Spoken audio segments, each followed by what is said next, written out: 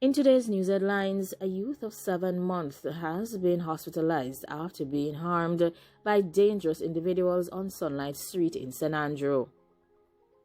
According to the authorities, the 7-month-old was involved in a dangerous encounter with some dangerous individuals, and there's an urgent need for life-giving red substance. Reports are that close to 11:55 p.m. on Sunday, dangerous individuals invaded a property in a community of Maxfield Avenue and opened shellings at occupants of a house before escaping the scene. A search was executed at the premises, and young Shavanique was found with multiple holes from dangerous tools. She was rushed to the hospital where she is said to be currently in critical condition. Reports are that family members have sent out an urgent call for members of the public to assist Shavanique by providing life-giving substances. The trial of 22-year-old Sutherland, the man charged with the passing of former PNP Member of Parliament for East Portland, Dr. Bloomfield, is scheduled to get underway on Monday in the Home Circuit Court in downtown Kingston. The court has indicated that it will be a judge-only trial instead of a jury trial. Dr. Bloomfield was found at his home with multiple holes in Paisley Gardens, Portland, on the morning of February 2, 2019. He was reportedly given 20 holes with a sharp tool. Sutherland was arrested by investigators assigned to the Major Investigative Division a few days later. But after denying knowledge of the incident, he was initially released by the police team. Sutherland was later rearrested shortly after forensic evidence reportedly linked him to the scene of the incident. He was offered bail in the sum of $800,000 in May 2019. He is currently being represented by Attorney Champagny. In other news, a businessman from the parish of Clarendon has reportedly been involved in a shellings incident with his son during a disagreement in the parish. A disagreement which is said to have started over the use of a motor vehicle on Saturday in Hayes, Clarendon, resulted in a man being hurt, reportedly by his father, who is a businessman.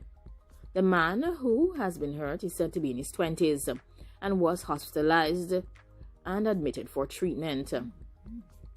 According to initial reports, sometime close to 10 a.m., the businessman, who is a licensed dangerous tool holder, instructed his son to desist from using his motor vehicle. The son is said to have disobeyed the instruction, which resulted in a dispute between the two. The two family members then engaged in a tussle, during which the son was allegedly hurt by the dangerous tool in the lower regions. The man was taken to the hospital. At this time, it is not clear whether the businessman was taken into police custody. Investigations by the police are, however, ongoing into this incident. According to reports, a farmer who has been living lavishly in Jamaica has been taken to Argentina and will be getting 6 years for falsely getting money from other persons. A Jamaican man who reportedly used intake from a dangerous scheme he operated to purchase a new home in Jamaica and a vineyard in Argentina was given 6 years in relation to taking funds from an elderly American man in the sum of approximately US $1.2 million. Fernandez, a 35-year-old resident of Lucy in Hanover, was given 71 months behind bars by U.S. District Judge Carrie A. Dooley in Bridgeport, Connecticut last Friday. Fernandez had pleaded guilty to one count of planning to take items that did not belong to him on a false pretense in February. The charges emanated from a scheme in which he, along with 2 other persons, targeted an elderly man from Mystic in Connecticut, United States, and taking approximately $1.2 million US from the gentleman. The judge has ordered him to repay the sum in full to the elderly man. According to the media, he has spent money on a new home in Jamaica and a vineyard in Argentina. Fernandez has named 2 dogs that he kept at the Argentine vineyard after the individual and his wife lost their money to him. He also brags about his achievements in this matter to other persons. He says that they were the persons who gave him the money, and they were the persons who paid for both of his properties.